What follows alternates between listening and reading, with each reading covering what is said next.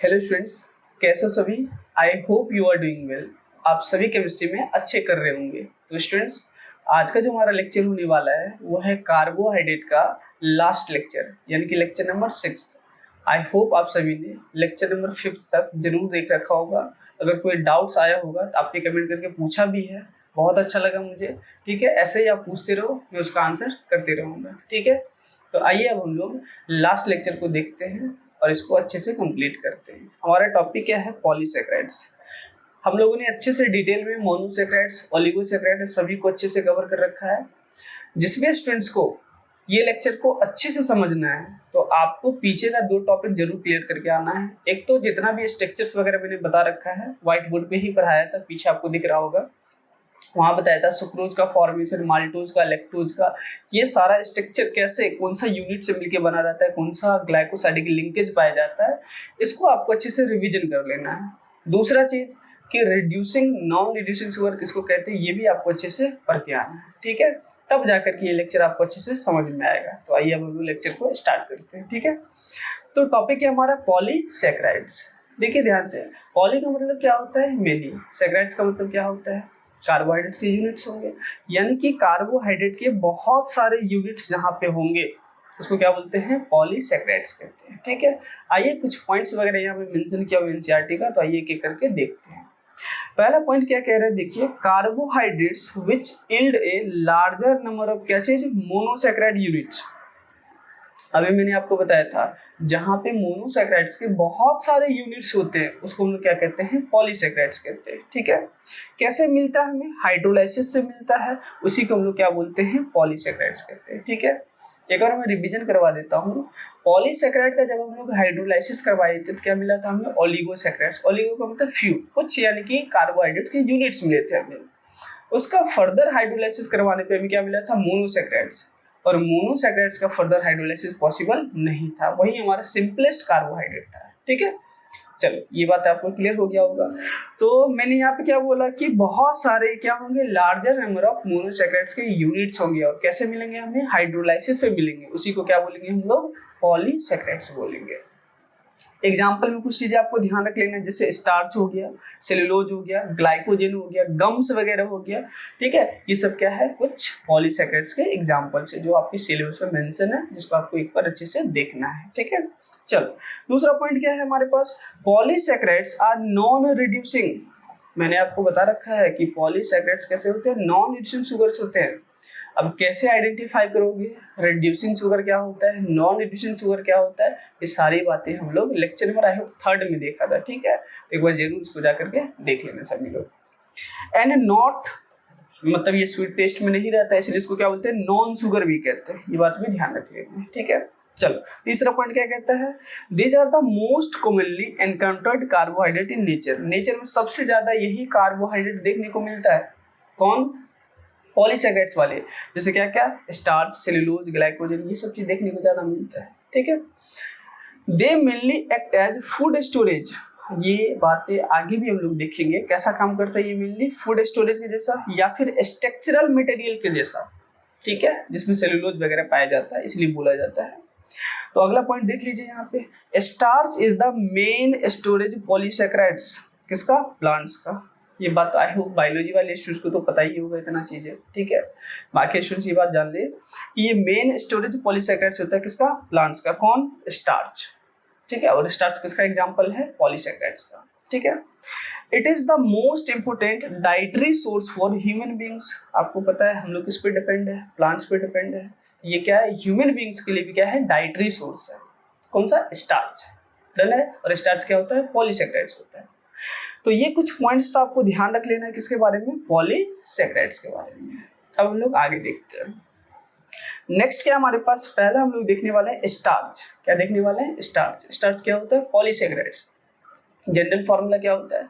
C6H10O5, उसका whole N होता है, उसको क्या बोलते हैं? स्टार्च कहते हैं। एक्चुअली होता क्या है कि माल्टोज, फॉर्मेशन ऑफ माल्टोज में सिखा रखा हूँ, एक बार जरूर उसको देख लें। ठीक है, माल्टोज क्या होता है? अल्फा डी ग्लूकोज के यूनिट्स होते हैं। ठीक है, तो जब माल्टोज का हम लोग पॉलीमराइजेशन करवाते हैं तो क्या मिलता है हमें? स्टार्च मिलता है। और माल्टोज क्या होता है? एक प्रकार का डाइसैकेराइड्स होता है। क्या होता है? यहाँ मैं मेंशन कर देता हूँ, ये क्या होता है बोलिए? डाइसेक्राइड्स होता है। ठीक है, ये चीजें अभी आपको ध्यान रख लेना है। चलो, तो ये बात समझ में आ गया। माल्टोज हमें कैसे स्टार्च कैसे मिलेगा? हमें माल्टोज का जब हम लोग पॉलीमराइजेशन करवाते हैं, और माल्टोज कैसे बनता है? अल्फा डी ग्लूकोज के यूनिट से मिलने से। तो क्या मिलता है हमें? स्टार्च मिलता है। मतलब बहुत सारे माल्टोज का यूनिट को कंबाइन करवाएंगे तो हमें स्टार्च मिल जाएगा। अभी फॉर्मेशन ऑफ स्टार्च भी देखेंगे।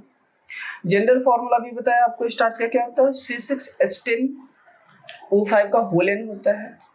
स्टार्च जो बना होता है वो दो कंपोनेंट से मिलकर बना होता है। एक का नाम होता है एमाइलोज, दूसरे का नाम होता है एमाइलोपेक्टिन नाम होता है। ठीक है, अब हम लोग क्या करेंगे? एमाइलोज और एमाइलोपेक्टिन का स्ट्रक्चर भी देखेंगे, बट अभी हम लोग डिफरेंस देख लेते हैं और एक एक पॉइंट्स को आपको ध्यान भी रखना है। ठीक है, चलो, तो इधर मैंने लिखा है एमाइलोज, इधर क्या लिखा है? एमाइलोपेक्टिन। ये बात तो अभी मैंने समझा रखा है कि स्टार्च क्या होता है? Polymer of alpha D glucose. ठीक है ना। चलो, एमाइलोज और यहाँ पे क्या लिखा है? एमाइलोपेक्टिन। देखो यहाँ पे भी बताया था माल्टोज अल्फा डी ग्लूकोज के यूनिट्स होते हैं, और इसका क्या करवाते हैं? पॉलीमराइजेशन पे क्या मिलता है हमें? स्टार्च मिलता है। तो एमाइलोज में फर्स्ट पॉइंट ध्यान रखना है कि ये क्या होता है? वाटर सोल्यूबल होता है। एमाइलोपेक्टिन क्या होता है? वाटर इनसोल्यूबल होता है। ठीक है, ये पहला पॉइंट क्लियर हो गया होगा। दूसरा पॉइंट क्या है कि यहाँ पे स्टार्च का परसेंटेज कई बार पूछ लेता है। कितना परसेंटेज होता है? यहाँ पे 15 से लेकर के 20% होता है। क्या चीज? स्टार्च। कहाँ पे? एमाइलोज में। बट 80 से 85% स्टार्च पाया जाता है। कहाँ पे? एमाइलोपेक्टिन में पाया जाता है। डन है। चलो, यहाँ ये पॉइंट सबसे ज्यादा जरूरी है, इधर भी इसको ध्यान रखना है। क्या चीज? यहाँ पे लॉन्ग अनब्रांच्ड चेन होता है, तो यहाँ पे ब्रांचिंग नहीं होता है। और किसका होता है ये? अल्फा डी प्लस ग्लूकोज के यूनिट्स का। कितना रहता है? 200 से लेकर के 1000 इतने यूनिट्स रहते हैं। किसके? अल्फा डी प्लस ग्लूकोज के। किसमें? एमाइलोज में। कैसे समझना ध्यान से? जैसे मान लो कि ये क्या है? ग्लूकोज के बहुत सारे यूनिट्स कंबाइन हो रहे हैं और किसमें? स्ट्रेट चेन में जा रहे हैं, ब्रांचिंग नहीं है। ठीक है ना। ये क्या है बताओ? अल्फा डी प्लस ग्लूकोज के यूनिट्स कंबाइन हुए। कितने रहते हैं बताओ एमाइलोज में? 200 से लेकर के 1000 यूनिट्स। ठीक है, तो ब्रांचिंग नहीं है। तो यहाँ पे लिंकेज कई बार पूछा जाता है, तो कार्बन नंबर 1 और कार्बन नंबर 4 का लिंकेज पाया जाता है। मतलब C1C4 ग्लाइकोसाइडिक लिंकेज पाया जाता है इसमें, एमाइलोज में। ठीक है, ये चीजें ध्यान रखना है। C1C4 ग्लाइकोसाइडिक लिंकेज पाया जाता है। ये सब क्या है? ग्लूकोज के यूनिट है। कितने के यूनिट है बताओ? ग्लूकोज के यूनिट है। डन है ये चीजें।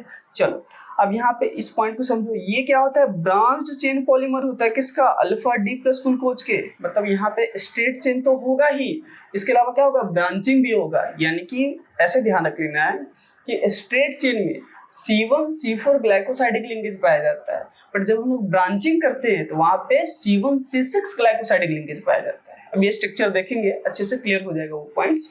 ठीक है, तो ब्रांच चेन पॉलीमर किसका है? अल्फा डी प्लस ग्लूकोज के। तो चेन क्या मतलब? क्या ऐसा अगर चल रहा है किसका? अल्फा डी प्लस ग्लूकोज के यूनिट्स, यहाँ पे कौन सा लिंकेज पाया जाएगा?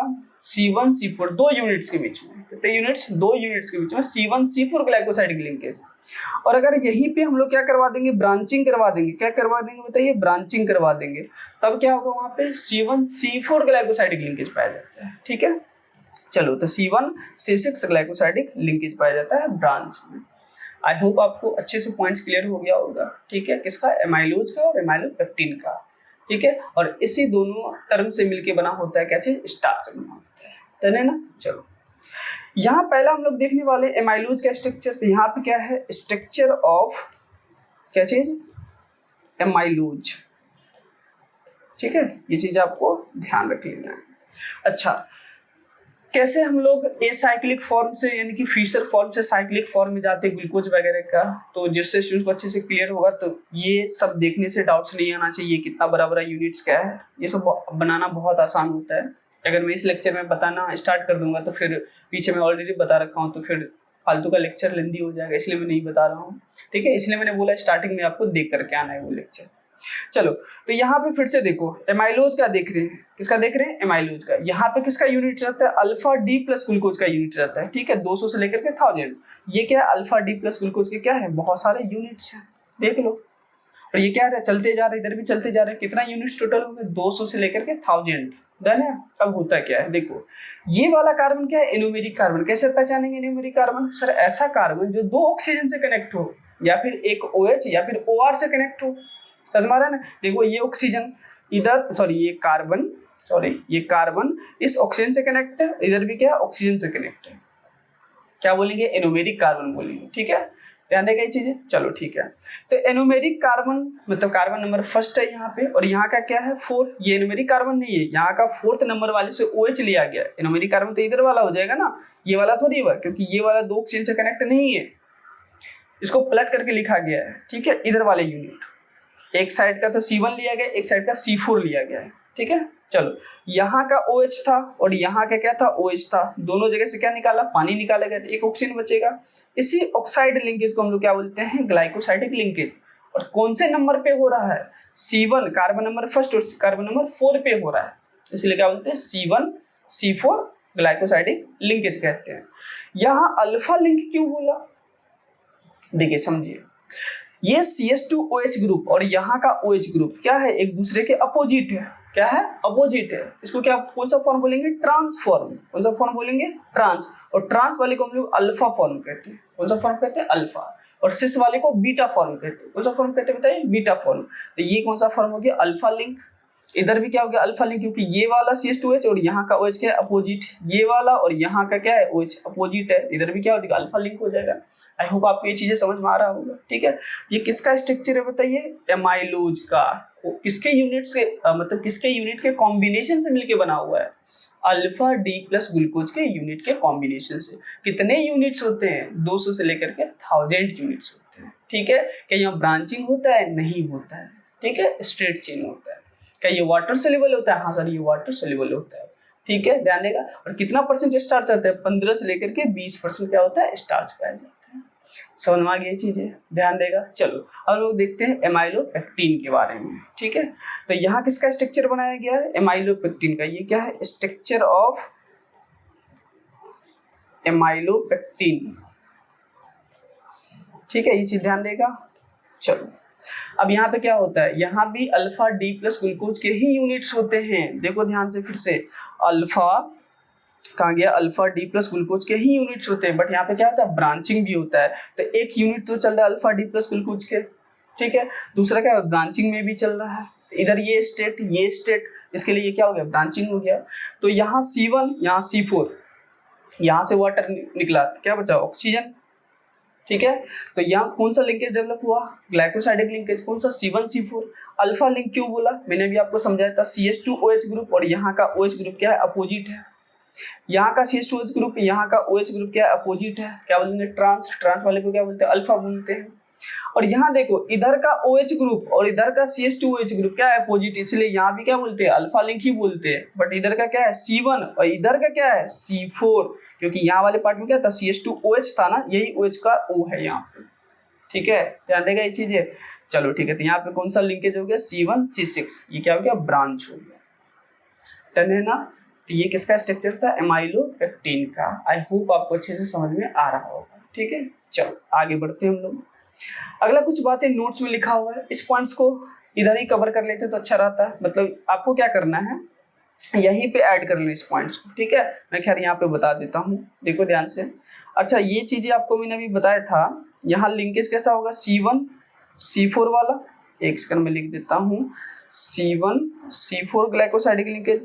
यहाँ पे इधर कैसा चलेगा, C1 C4, बट ब्रांचिंग में कैसा चलेगा, C1 C6 ग्लाइकोसाइडिक लिंकेज चलेगा। ठीक है, ये ध्यान रख लेना। ये तो खैर बता ही रखा हूँ, बट यहाँ पे मेंशन भी कर दिया। अब चलो यहाँ पे देखते हैं क्या लिखा है, अल्फा एमाइलोज सोल्यूबल होता है पानी में, ये बात बता रखा हूँ, पहला ही पॉइंट हमारे रेफरेंस में। इसके अलावा पॉइंट ध्यान रखना है यहाँ पे, and the solution gives A blue colour, कैसा कलर देता है ये, ब्लू कलर, किसके साथ, आयोडीन के साथ, ये ध्यान रख लेना। ठीक है, यही पॉइंट्स को आपको वहाँ पे मैं अभी बोला ऐड कर लेने को। ठीक है, या तो साइड नोट बना के लिख लो। दूसरा पॉइंट, एमाइलोपेक्टिन क्या होता है, इनसोल्युबल होता है पानी में, ये बात भी रखा है, बता रखा है। Is stable in contact with पानी, यानी कि जब ये पानी की कॉन्टैक्ट में आता है क्या होता है, ये स्टेबल होता है। ठीक है, एंड कैसा कलर देता है, वायलेट कलर देता है, किसके साथ, जब वो आयोडीन के साथ रिएक्ट करता है। ठीक है, तो ये पॉइंट्स को आपको या तो यहाँ लिख लो या तो वहाँ डिफरेंस बताया था वहीं पे ऐड कर लो इस पॉइंट को। ठीक है, यहाँ से ये वाला पॉइंट और यहाँ से ये वाला पॉइंट। ठीक है, बाकी ये दोनों पॉइंट तो ऐड था ही। चलो दूसरा हम लोग देखते हैं सेलुलोज। सेलुलोज का भी फॉर्मूला क्या होता है, सेम ही होता है, C6H10O5 का होल N होता है। ठीक है, देखो सेलुलोबायोज ये क्या होता है, एक प्रकार का डाइसेक्राइड्स होता है। क्या होता है बताओ, ये एक प्रकार का डाइसेक्राइड्स होता है। ये बायोलॉजी में पढ़ते हैं हम लोग, ठीक है। कहाँ पढ़ते हैं, बायोलॉजी में, केमिस्ट्री में नहीं है सेलुलोबायोज। इसका हम लोग पॉलीमराइजेशन करवाते थे, हमें सेलुलोज मिलता है। क्या मिलता है बताओ, सेलुलोज मिलता है, ठीक है। तो सेलुलोबायोज पॉलीमर ऑफ किसका होता है, बीटा डी ग्लूकोज। और बीटा डी ग्लूकोज कैसे बनता है आपको पता है ऑलरेडी, ठीक है। तो देखो यहाँ पे क्या लिखा है, cellulose occurs exclusively in plants. आपको पता है प्लांट्स में सेलुलोज पाया जाता है, and it is the most abundant organic substance. देखो सबसे ज्यादा पाए जाने वाला ऑर्गेनिक सब्सटेंस किसमें, प्लांट किंगडम में। कौन सा, सेलुलोज। जाना ही चाहिए। It is predominant constituents of cell wall of plant cell. ये लाइन तो आपको अच्छे से क्लियर होगा बायोलॉजी वाले स्टूडेंट्स को, ठीक है। चलो, तो ये सब आपको ध्यान रख लेना, एनसीईआरटी का पॉइंट्स वगैरह है। अब हम लोग क्या करते हैं, यहाँ पे थर्ड में लिखा है ग्लाइकोजन, जिसको एनिमल स्टार्च भी कहते हैं या फिर एनिमल स्टोरेज भी कहते हैं। इसको हम लोग एक डिफरेंस के फॉर्म में देख लेते हैं, ठीक है। यहाँ पे देखो सेलुलोज और ग्लाइकोजन के बारे में हम लोग एक डिफरेंस क्रिएट कर लेते हैं। ये अक्सर क्वेश्चंस वगैरह भी आ जाता है, तो आपको एक एक पॉइंट्स करके मैं क्लियर कर देता हूँ। देखो सेलुलोज पॉलीमर ऑफ किसका होता है, बीटा डी ग्लूकोज का। सेलुलोज क्या होता है, polymer of beta D glucose का होता है, ठीक है। दूसरा यहाँ पे C1C4 ग्लाइकोसाइडिक लिंकेज पाया जाता है सेलुलोज में, ये भी ध्यान रख लेना, अभी स्ट्रक्चर बता दूंगा आपको, ठीक है। और ये क्या होता है, most abundant organic substance in plant kingdom, ये बात भी ध्यान रख लेना। यहाँ पे क्या है, polymer of alpha D glucose का होता है। यहाँ पे देखो बीटा डी ग्लूकोज का है, और ये क्या है, अल्फा डी ग्लूकोज का यूनिट है। कौन सा, animal starch glycogen. Similar to amylopectin, amylopectin के जैसा ही होता है, बट उससे ज्यादा ब्रांचिंग होता है, बट मोर ब्रांच्ड। यहाँ पे क्या लिखा है, ज्यादा ब्रांच होता है। आपको पता है एनिमल ज्यादा एनर्जी का कंज्यूम करता है, तो यहाँ ज्यादा ब्रांचिंग है। तो किसके ज्यादा ब्रांचिंग है, अल्फा डी ग्लूकोज यूनिट के। तो ग्लूकोज एनर्जी देता है ना, इसलिए एनिमल ज्यादा एनर्जी यूज करता है। यहाँ पे क्या होता है, ज्यादा ब्रांचिंग रहता है, तब तो वो यूज कर पाता है, ठीक है। ये कहाँ प्रेजेंट होता है, present in liver, muscle and brain में ये पाया जाता है। Also found in yeast and fungi, ठीक है, फंगाई जिसको बोलते हैं, फंगी में भी ये पाया जाता है, ठीक है। तो ये डिफरेंस था, उसको आपको ध्यान रख लेना है। क्या क्या चीज, सेलुलोज या फिर ग्लाइकोजन का डिफरेंस ये है, ठीक है ना। चलो आगे बढ़ते हैं। आगे सेलुलोज का स्ट्रक्चर बनाया गया। अभी कैसे बताया ना स्ट्रक्चर, कैसे ध्यान रखना है। सेलुलोज में क्या होता है, बीटा डी ग्लूकोज के यूनिट्स होते हैं। तो देखो ये भी बीटा डी ग्लूकोज के यूनिट है, और ये भी है। और कौन सा लिंकेज है यहाँ पे, C1C4 ग्लाइकोसाइडिक लिंकेज। देखो C1C4 ग्लाइकोसाइडिक लिंकेज है। बीटा लिंक क्यों बोला, अब समझ में, आपको ये आंसर करना है, बीटा लिंक क्यों बोला। मैं एक बार बोल देता हूँ, बट यहाँ बताऊंगा नहीं, आपको खुद सोचना है। कैसे बीटा लिंक क्यों बोला, अगर CH2OH ग्रुप और OH ग्रुप सेम साइड है, क्या बोलेंगे, सिस, सिस वाले को बीटा फॉर्म बोलते हैं। आपको यहाँ पे खुद देखना है, ठीक है, इतना आपका होमवर्क है ना। चलो, तो यहाँ पे क्या है, C1C4 ग्लाइकोसाइडिक लिंकेज है, किसका, बीटा डी ग्लूकोज का। किसमें, स्ट्रक्चर ऑफ सेलुलोज में। डन है ये चीजें। चलो अब हम लोग कुछ नोट्स में पॉइंट्स है, इसको एक एक करके देख लेते हैं। एनसीईआरटी के अलावा भी मैं यहाँ पे पॉइंट्स ऐड किया हूँ, ठीक है, तो एक बार देख लो अच्छे से। पहला पॉइंट क्या है, cellulose linear chain natural polymer होता है, किसका, बीटा डी ग्लूकोज यूनिट्स का, अभी बताया था। ज्वाइंट रहता है कैसे, 1,4 ग्लाइकोसाइडिक लिंकेज से, उसको हम लोग नेचुरल लीनियर पॉलीमर्स भी कहते हैं, ठीक है। ये पहला पॉइंट था। सेकेंड पॉइंट को समझो, cellulose is the main structural material of tree and other plants, ठीक है, ये बात भी ध्यान रखना है। वुड जो लकड़ी होता है वो 50% क्या होता है, सेलुलोज होता है, जबकि cotton wool is almost pure cellulose. ये सभी पॉइंट्स ध्यान रखना है आपको, ठीक है। थर्ड पॉइंट में आर्टिफिशियल सिल्क हो गया, रेयन हो गया, used collectively to cover all synthetic या फिर मैन्युफैक्चर्ड फाइबर, कहाँ से, फ्रॉम सेलुलोज से। जाने है, तो ये छोटा छोटा पॉइंट्स, ये सब तो समझाने वाला है ही नहीं, आप खुद से पढ़ के भी समझ सकते हो, ठीक है। फोर्थ पॉइंट क्या है, ये एक बार देख लो, the nitrates are prepared by the reaction of cellulose, ठीक है। नाइट्रेट्स कैसे बनता है, रिएक्शन ऑफ सेलुलोज किसके साथ, with mixture of nitric and sulphuric acid HNO3 and H2SO4 के साथ। And the degree of nitration किस बात पे डिपेंड करता है, concentration of the acids and the time of the reaction, कितना टाइम लग रहा है और कैसा एसिड है, कॉन्सेंट्रेशन उसका क्या है, ठीक है। सेलुलोज ट्राइनाइट्रेट वो कितना परसेंट, 12.2 से लेकर के 13.2% nitrate is known as guncotton, इसको कहते हैं। ये गन कोटेन होता है, ठीक है। गूगल करके एक बार देख लेना, अच्छे से पिक्चर आपको दिख जाएगा गन कोटेन का, and is used in the manufacture of blasting explosive, मतलब गन कॉटन का यूज कहाँ पे करते हैं, ब्लास्टिंग एक्सप्लोसिव जो भी चीजें होता है उसमें, एंड स्मोकलेस पाउडर वगैरह बनाने में इसका यूज करते हैं, किसका, गन कॉटन का। गन कॉटन का यहाँ पे फॉर्मूला लिखा हूँ, याद वाद नहीं रखना है, ठीक है, सिंपल सा एक और नॉलेज के लिए बता दिया है, ठीक है। चलो कुछ बातें और नोट्स में लिखा है, जैसे स्टार्च प्लांट स्टोरेज कहते हैं, polymer of alpha D glucose होता है, ठीक है। ग्लाइकोजन एनिमल स्टोरेज बोलते हैं, यानी कि polymer of alpha D glucose होता है, और सेल्यूलोज प्लांट स्केलेटन, ठीक है, वहां पाया जाता है, और पॉलीमर ऑफ क्या होता है, बीटा डी ग्लूकोज होता है। डन है। तो यहाँ पे हमारा क्या हुआ, दी एंड, किसका दी एंड हो गया बताओ सभी लोग, सर कार्बोहाइड्रेट चैप्टर का दी एंड हो गया, ठीक है। चलो आई होप आपको ये चैप्टर अच्छे से समझ में आया होगा। फिर से एक बार देख लो स्टार्टिंग से लेक्चर को, पूरा अच्छे से क्या होगा, बायोमोलिक्यूल्स क्लियर हो जाएगा, आपसे हर एक टाइप का क्वेश्चन बनना स्टार्ट हो जाएगा, क्योंकि मैंने डिटेल में पढ़ा रखा है इसको, ठीक है। चलो ठीक है।